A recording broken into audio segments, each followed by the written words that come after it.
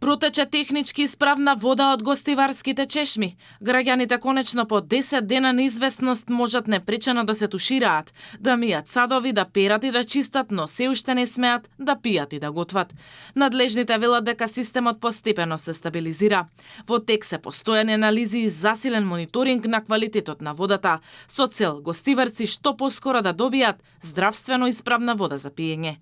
Враќањето на водоснабдувањето значи големо олеснување за илјадници семејства, кои изминатиот период се соочуваа со сериозна криза. По повеќекратни испитувања имаме добиено потврда од страна на експертите од анализите кои што се правени дека истата може да се користи како техничка вода, но пак ќе повторам, не може се уште да се користи како вода за пиење или пак за приготвување на храна.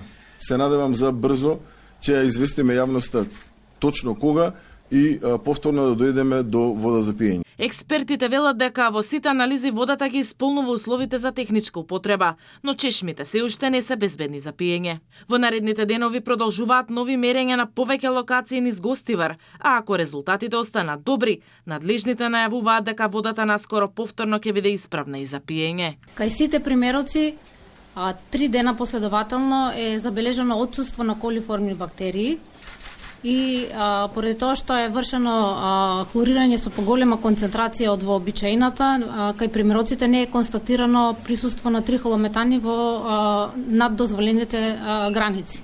Резултатите кои што ги добивме се доставени на кризниот штаб, а со тоа се доставени и на Агенцијата за храна и ветеринарство како надлежен орган. Во најтешките денови од кризата во Гостивар, граѓаните не беа оставени сами. Со подршка и координација од владата беа преземени мерки за обезбедување на вода за најпогодените, како и логистичка помош од институциите и населението. Флаширана вода и натаму ќе се доделува на повеќе точки во градот.